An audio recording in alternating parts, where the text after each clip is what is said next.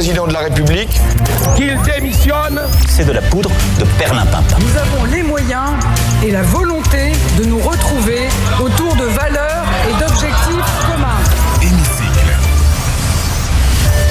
Bonjour Alex Chabot. Bonjour à tous et à toutes. Et merci de nous rejoindre comme désormais tous les jeudis dans le Grand Journal sur Radio J. Emmanuel Macron est donc en Afrique aujourd'hui, une séquence diplomatique importante de son second et dernier mandat. Et déjà Arlette, les rumeurs bruissent sur les candidats à sa succession. Dernier en date, un certain Jean Castex. Oui, alors on va regarder l'ensemble. À quoi pensent les Français aujourd'hui ? Vous allez me répondre, Steve, bien entendu. L'inflation, la hausse des prix. Si je vous demande à quoi pense le président de la République, vous avez commencé à y répondre. Bien sûr, à l'international et à l'image et au bilan qu'il laissera après 10 ans passés à l'Élysée. Et effectivement, si on se tourne du côté des politiques, à quoi pense-t-il ?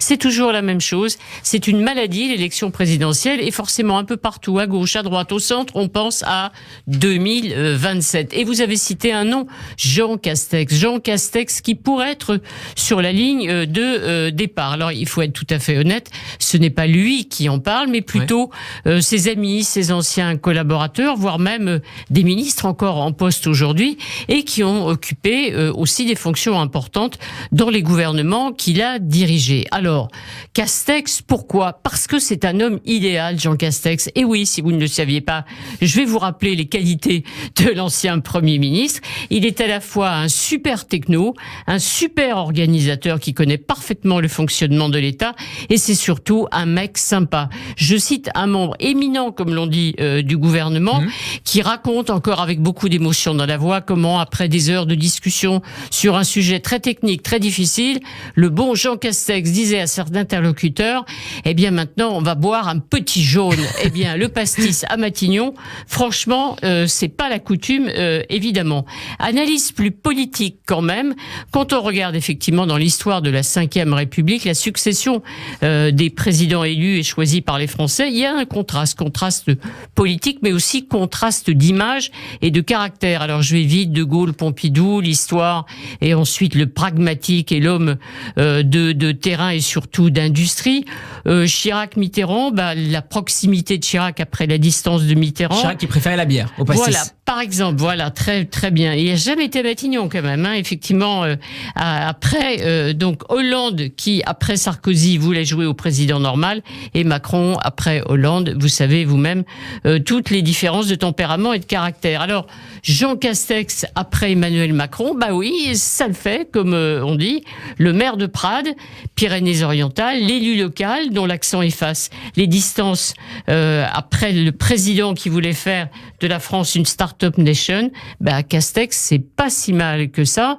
Pour l'instant, en tout cas, il est à la RATP, c'est son choix. Il voulait devenir président d'une grande entreprise, oublier la politique pour servir les Français. C'est intéressant. Généralement, le voyage se fait dans l'autre sens. On est à la RATP, en autre, en gouvernement, et on devient même Premier ministre. C'est le parcours d'Elisabeth Borne. Au sein de la majorité, Arlette, les noms des candidats putatifs à l'Élysée sont plus ou moins connus, de Bruno Le Maire à Édouard Philippe, en passant par Gérald Darmanin. Est-ce qu'il y en a un qui se détache pour le moment ?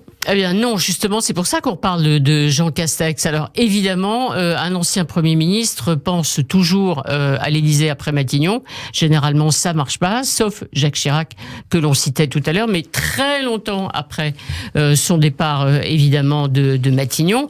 Alors, Édouard Philippe a un avantage, la popularité. Il est parti avec au top personnalité préférée des Français après Matignon. Il travaille à un projet stratégique pour la France. Il dit effectivement qu'il se prépare. Pour l'instant, il est allé assez silencieux, et notamment pour soutenir la réforme des retraites. Chez les macronistes, en ce moment, on est un peu fâché avec Édouard Philippe. Je vais vite, il y en a beaucoup. Les ministres en place, vous vous souvenez, il y a un certain Bruno Le Maire qui pense beaucoup à l'élection présidentielle. À quel moment va-t-il quitter Bercy ? Il sert Bercy, les finances, la France depuis 6 ans. Il faudra bien qu'il se détache un peu de l'action quotidienne s'il veut se préparer.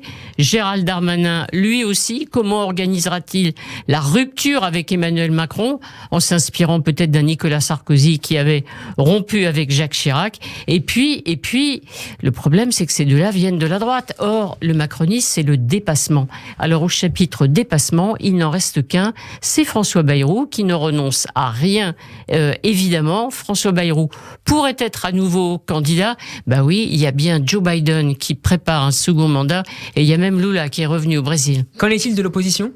Alors, on va dire juste un mot de la gauche, on oubliera la droite, puisque Laurent Wauquiez se tait, je me tais aussi. Oui. À gauche, tout tourne évidemment autour de Jean-Luc Mélenchon et de son ambition. Sera-t-il ou non candidat ? Pourrait-il être le candidat unique de la gauche, afin que cette fois, elle accède au second tour ? Ça n'est pas certain. Il y a des ambitions, on le sait. François Ruffin se prépare lui aussi. Quant aux socialistes, allez, après le score d'Anne Hidalgo, on oublie. Alors, depuis quelques semaines, néanmoins, un autre nom a émergé, porté par certaines voix sociaux-démocrates, celui de Laurent Berger, le leader de la CFDT. Info ou intox ? Alors, vous n'allez pas attendre longtemps pour entendre à nouveau parler de cette hypothèse que je vous livre aujourd'hui. Info ou intox ? Info peut-être. En tout cas, l'hypothèse n'est pas totalement idiote, évidemment. On se souvient que Laurent Berger avait présenté des propositions, un pacte pour le pouvoir de vivre il y a quelques mois. Certains avaient dit qu'il entrait ce jour-là en politique. Dans quelques semaines, il sera libre. Il va quitter son poste de secrétaire général de la CFDT. Donc, il aura du temps à consacrer à quoi ? Peut-être à la politique. Alors, jusqu'à présent, quand on lui parle, on lui pose la question de l'élection présidentielle. À la question « Serez-vous candidat ?» il répond « Pas question ». Il ajoute même que cette rumeur qui enfle, cette hypothèse, n'a pour objectif que d'amputer, d'abîmer le mouvement d'opposition aux retraites. Le 7 mars avant 2027, peut-être. Exact. Merci beaucoup, Arlette Chabot, d'avoir été avec nous. On peut réécouter votre intervention en podcast sur notre site radioj.fr et en vidéo sur notre page YouTube. Nous serons demain en compagnie d'Yves Tréhard du Figaro. Bon après-midi à vous, Arlette. Et à jeudi prochain. À vous. Merci.